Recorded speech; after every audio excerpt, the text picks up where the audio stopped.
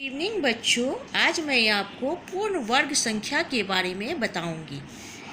पूर्ण वर्ग संख्या मतलब 1 का पावर 2, मतलब 1 गुना 1 बराबर 1। उसी तरह से 2 का पावर 2 बराबर 4, 3 का पावर 2 यानी कि 3 गुना 3 बराबर 9, 4 का पावर 2 यानी कि 4 गुना 4 बराबर 16, 5 का पावर 2 माने 5 गुना 5 बराबर 25, 6 का पावर 2 मतलब 6 गुना 6 माने 36, 7 का पावर 2 7 गुना 7 यानी 49, 8 का पावर 2 यानी 8 गुना 8 माने 64, 9 का पावर 2 यानी कि 9 गुना 9 बराबर 81 और 10 का पावर 2 यानी कि 10 गुना 10 यानी कि 100।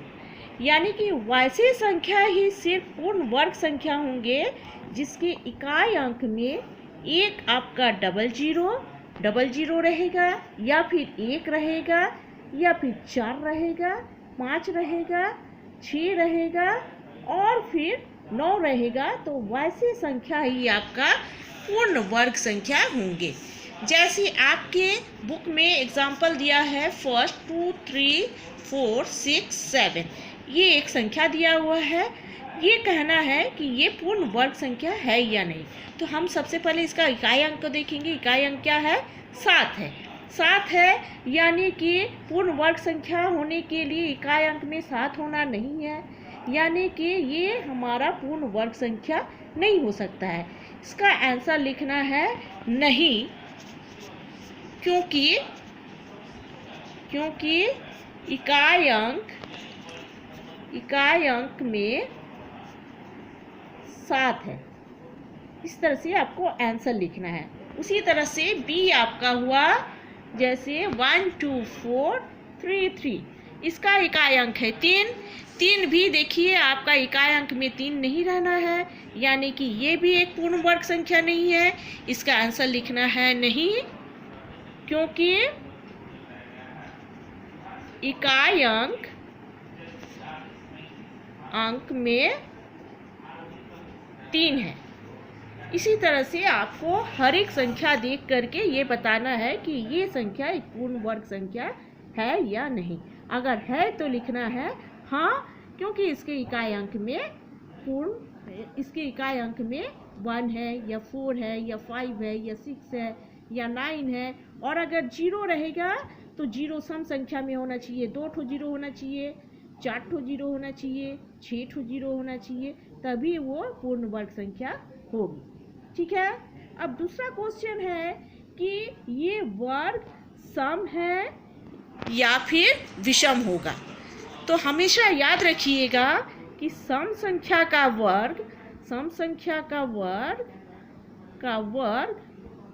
सम होता है और विषम संख्या का वर्ग हमेशा विषम होता है। इसको याद रखिएगा। तो आपका एग्जाम्पल है जैसे पहला है 4 4 1, ये सम संख्या है या विषम संख्या है? ये एक विषम संख्या है, इसलिए इसका 4 4 1 का वर्ग विषम होगा। ठीक है, विषम संख्या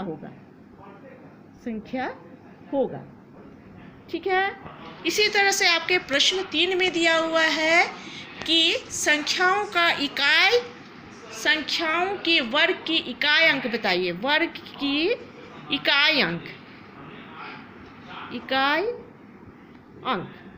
तो आपका एक संख्या दिया हुआ है, जैसे पहला वाला 9, तो इसका इकाई अंक कैसे होगा?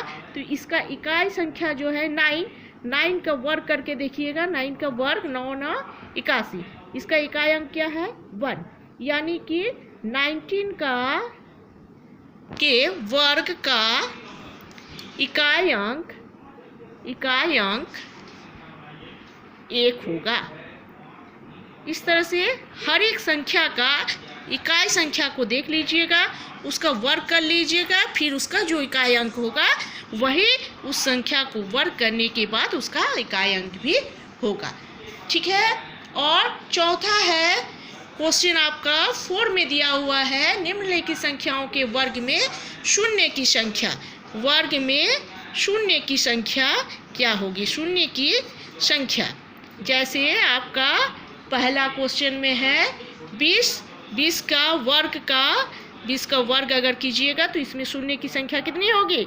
20 के वर्ग में शून्य की संख्या, जैसे एक शून्य रहेगा तो वो 2 होगा, ठीक है। अगर 2 शून्य कोई भी संख्या, जैसे आपका दूसरा नंबर क्वेश्चन में है 400, इसमें शून्य की संख्या कितना है? 2 है, तो इसमें शून्य वर्ग के शून्य की संख्या, वर्ग में शून्य की संख्या कितना होगा? 2 है, यानी कि 4 होगा।